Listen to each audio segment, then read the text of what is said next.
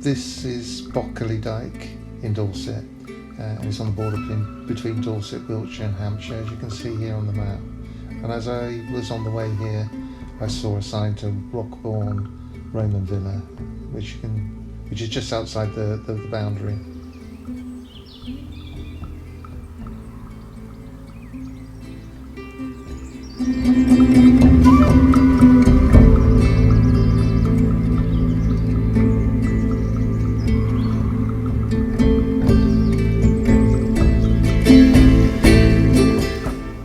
It is interesting. The thing that piqued my curiosity was a stone head that was dug up in Fording Brook or Fording something or other nearby, a village nearby. And also the guy, when talking me through it, mentioned there was 2 post-Roman burials here, one of which had trepanning. Trepanning is ill understood and very often thought of as a prehistoric thing, but these 2 burials, well, this burial with the trepanning took place after this Roman villa in either the early medieval period or the Anglo-Saxon period. But we do know it's not a method of killing. If it is, it's a very long-term way of doing it, because the holes heal up, and we can conjecture that it's for healing of some sort, perhaps releasing for pain killing, or releasing, in inverted commas, bad humours or spirits, whatever. But it's clear from the facial features, the disability that he had, that his face would have looked different from other people's, which could explain why he was buried face down in a field that once held an ancient people.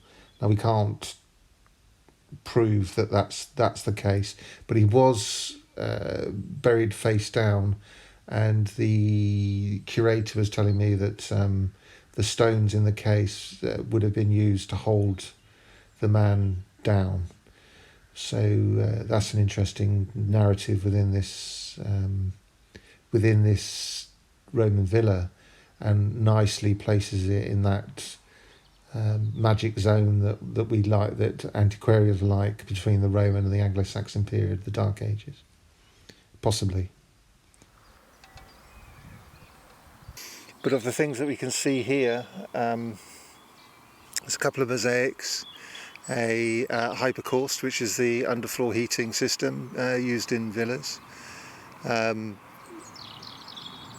It's not as massive as some villas. It seems sort of a bit middle class, if you know what I mean. But a lot of Roman imports were brought here. So it's a nice. There's a nice little museum here as well, which is well worth having a look at. So yeah, I enjoyed this little stop.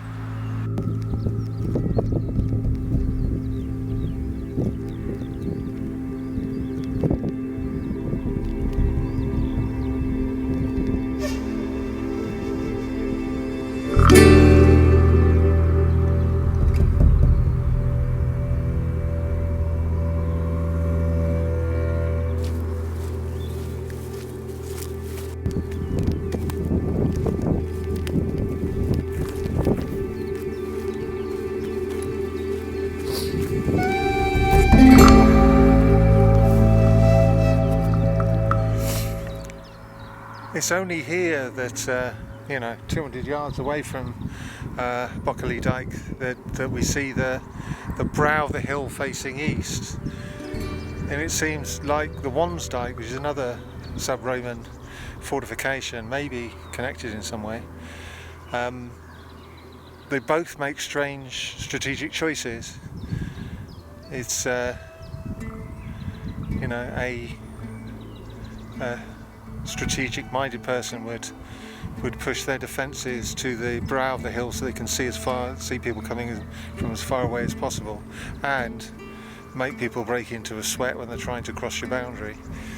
So it does seem quite a weird place to put it. Obviously they've inherited that boundary, and they've been forced to accept that boundary, and they need to make the best of it. And it's a very fine monument, it's a very fine defence.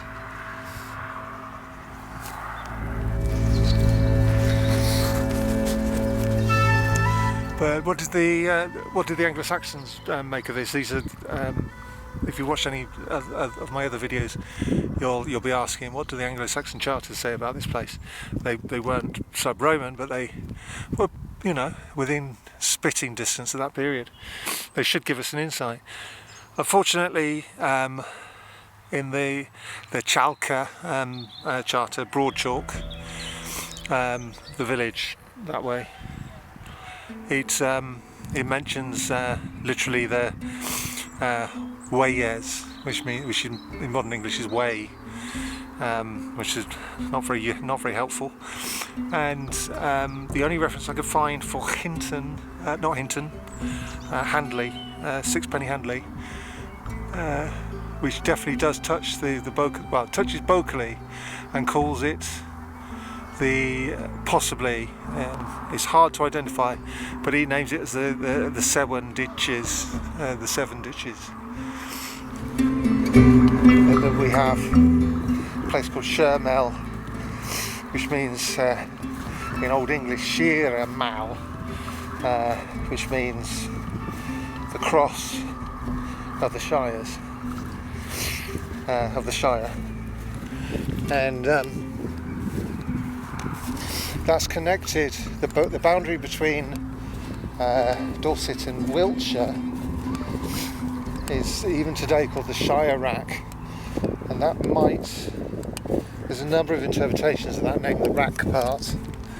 It may be, and I favour this one, there's a part of the chalk, the Broad Chalk charter mentions Little Oak or something like that, which means Little Oak. I think it's Little Oak. The rack, the Shire Rack, is a Shire Ack, Shira Ack. So that is why it's named that, probably. There's other theories. It's the one I favour. And that, for a whole number of reasons, is a very interesting boundary. But it's over that way. We're still following the Ackling Dyke further up into Hampshire, into the Broad Chalk Charter, and there's one or two names for things which I shall go into.